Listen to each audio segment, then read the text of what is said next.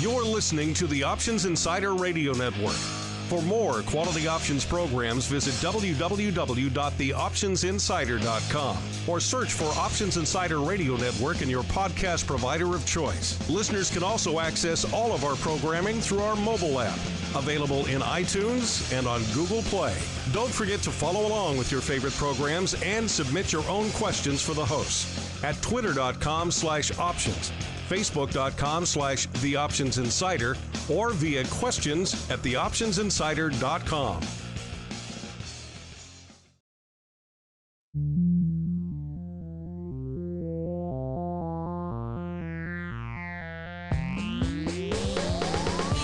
Join us now for the expert source for inside information on the options markets. It's time for Options Insider Radio with your host, Mark Longo.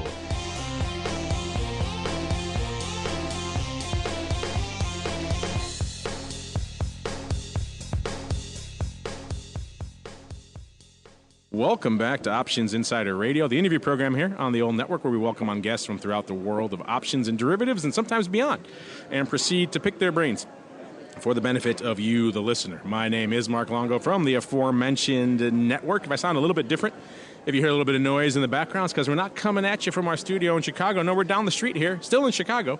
This time, though, we're at the trading show. So, yes, it's been a slew of conferences over the past couple of weeks, listeners. OIC, the Swan Conference, and now this one. So that's 3 in about a week. So luckily, I still have a voice because we have a lot of great guests lined up, including our next guest. He is a newcomer to the program and indeed to the network. He is Jason Victor, the CEO at RouteFire. Jason, welcome to the program. Thank you so much for having me.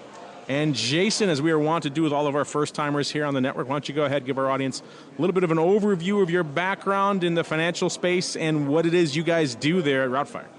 Absolutely. I started computer programming when I was 6, so I've kind of loved technology my entire life, and when I graduated college, I sort of immediately gravitated to markets. I always was in love with markets, and at that point in time, high-frequency trading was becoming the next big thing, or rather had become the next big thing, and I got pretty heavily involved in high-frequency trading, specifically in the risk management side of things. And that's where I started my first company, actually, which was focused on managing risk in the context of high-frequency trading, and that actually dovetailed later on into building my current company, which creates connectivity layer and execution algorithms for the cryptocurrency markets. Interesting. And a lot of people here are talking about different execution functionality when it comes to crypto. So that's, we've had a lot of guests over the last, I'd say, year to 18 months focusing on different elements of the crypto space. Executing on the algo side is not really one we've heard a lot. So I guess you get pride of place for that there, Jason. You're a first mover in there. Are you seeing a lot of demand from some of those traditional players in the algo space? Are they starting to move aggressively into crypto right now, or is it still maybe early days for that? I would say there's sort of a natural tendency for quantitative traders to be attracted to crypto. Many of them have a sort of mathematical or scientific inclination, and that gets them interested in cryptography, and that gets them interested in cryptocurrencies. So we have been actually seeing quite a bit of overlap between the traditional quantitative market, hedge fund type of space and the newcomers into cryptocurrencies. However, where we tend to see the most flow is actually in funds that are fully dedicated to investing in cryptocurrencies, and probably that's been where we've had the most traction. And I imagine a little bit of an uptick in that over the last month and a half as we've seen the worm turning a little bit in crypto, or has it kind of been staying the course out there? Definitely a big uptick. A big uptick in activity, a big uptick in interest. I think there were probably people who were skeptical for some period of time, and when they saw the bullish price action, they got excited and they got back in. One of the things that I actually found interesting is crypto has become a lot less news and event driven than it once was. About a year ago, if any tiny thing happened, it would impact the market pretty substantially, and all sort of cryptocurrencies would move in tandem.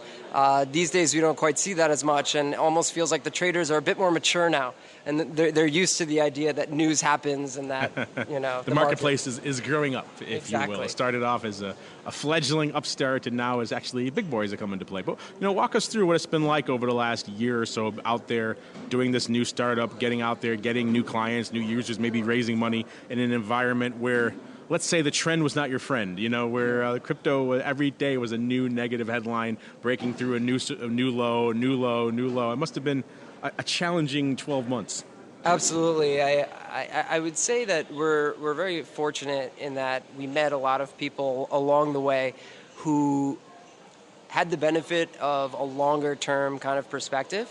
And they'd been through several market cycles, and they'd also seen the maturation process of other asset classes. Even if you just look back in the last 20 years, we've had Mike Milken and junk bonds, we've had structured products, we've had a whole lot of new asset classes come about, and there's quite often a period of maturation that sort of needs to take place.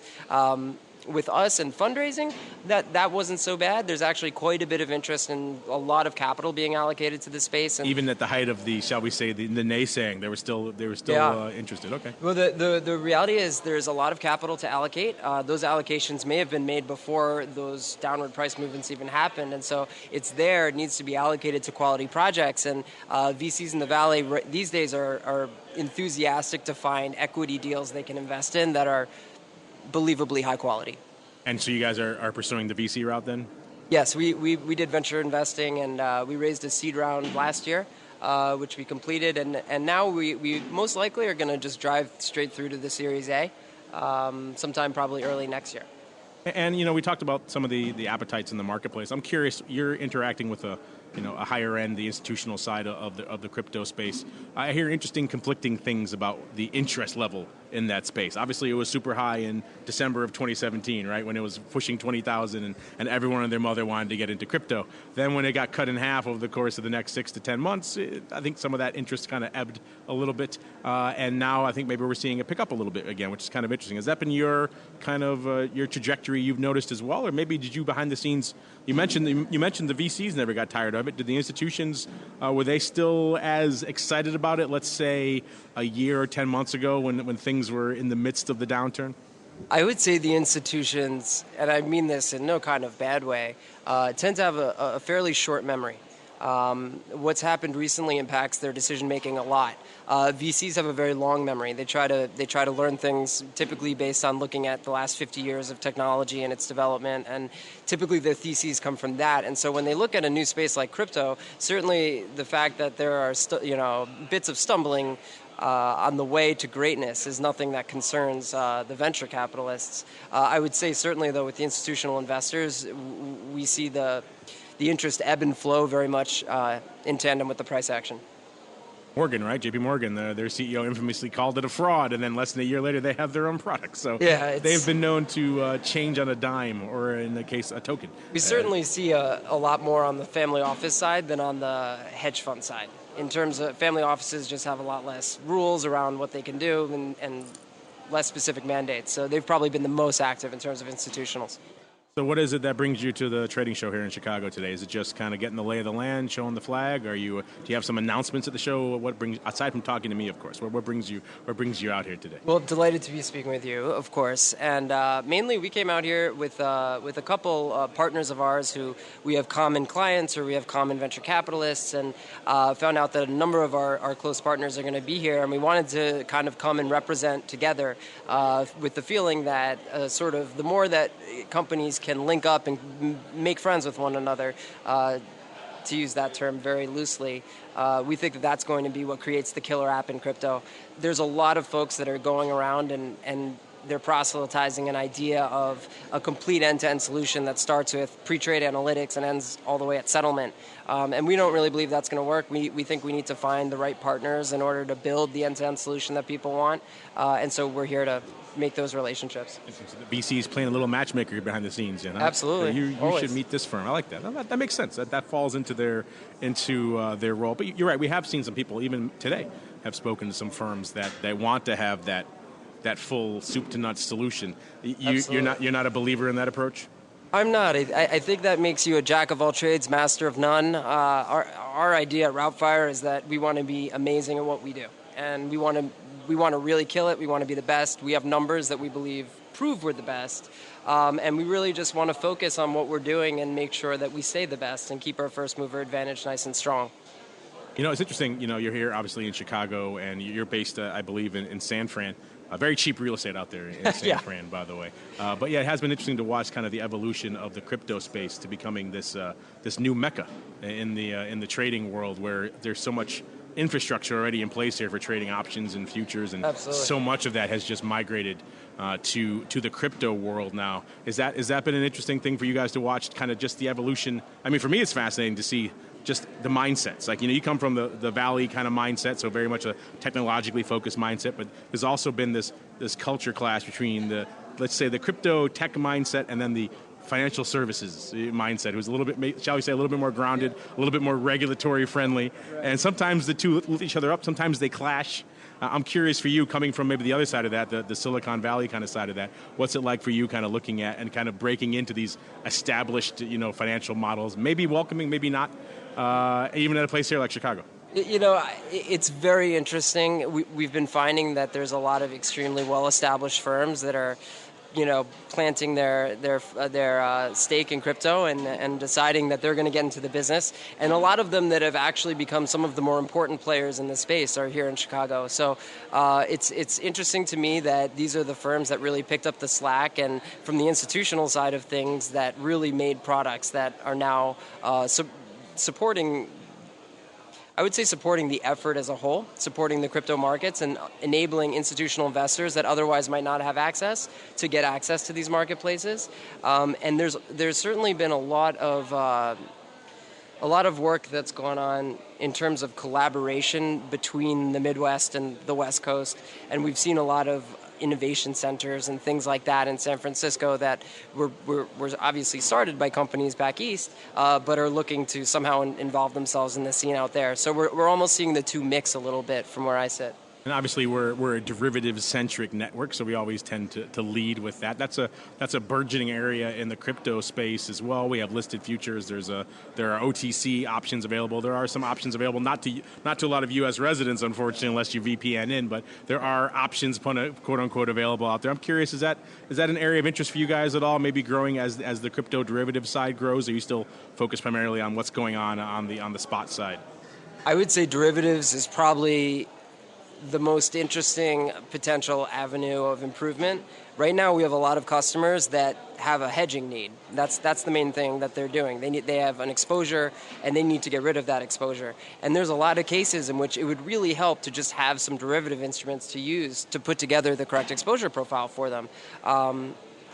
The problem is there's a lot of difficulty with options in crypto because of both the regulatory issue, and there's the liquidity issue, and then there's just a certain kind of operational issue where we've found that the folks that are able to write these over-the-counter derivatives have a lot of trouble delta hedging them efficiently enough that they can turn a profit.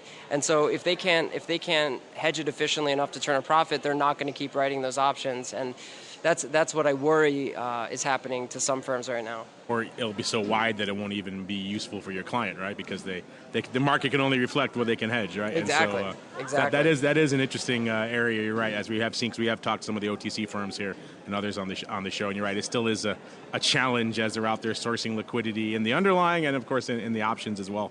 It is interesting. It is a challenge nonetheless. But just judging from the conversations I've had here on the air and off, there seems to be some interesting efforts going on. Especially in futures. Yes, futures really big. We saw Kraken listing them now. CME obviously had them. Absolutely. CBOE, of course, getting out of that fray a little bit. But I don't think we've heard the last of the CBOE in the crypto derivative space either. Maybe just taking a little bit of a break.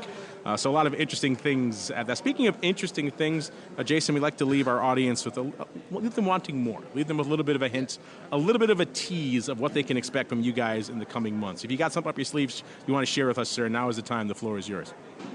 Threw you a curveball there. In the next few months, I think that our focus is going to be on expanding into the mid-market. Right now, our product has mainly been developed for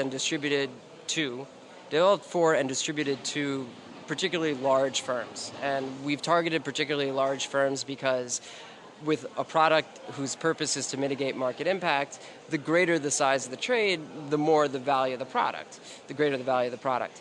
And one of the things that we realized recently when market testing our product is that actually that value is enormous even at the mid-market. Not only in terms of the quantitative discussion of how much market impact will you have for different size trades. Certainly, there's money to be made there.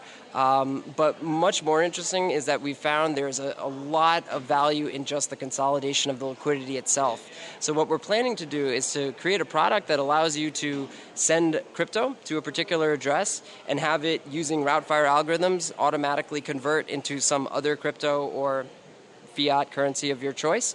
And that's going to be our big change, is that we'd like to move from a fully non-custodial model like we have now, where we never touch any coins, to a model where we actually do temporarily take custody of coins so as to facilitate the trade for the customer without complexity. Yeah, it does seem like everyone I talk to, the custody is still the bugbear of the space. Who's going to deal with it? Where you custody with? So if you guys, most of the people I talk to are no, we're not going to touch that. So the fact that you guys are willing to dive into that fray, dive into that fire to keep with your name and branding there, that's an interesting one. I'm looking forward to seeing that, Jason. Thank you. We're excited to deploy it. And look forward to seeing how all this, the custody and everything else, unfolds in the marketplace in the coming months. Thanks for coming on. Very cool. Thank you.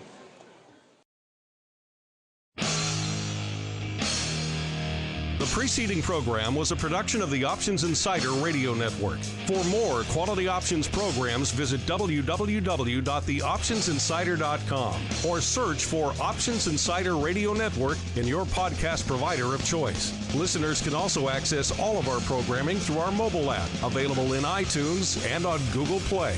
Don't forget to follow along with your favorite programs and submit your own questions for the hosts at twitter.com/options, facebook.com/The Options Insider, or via questions at theoptionsinsider.com.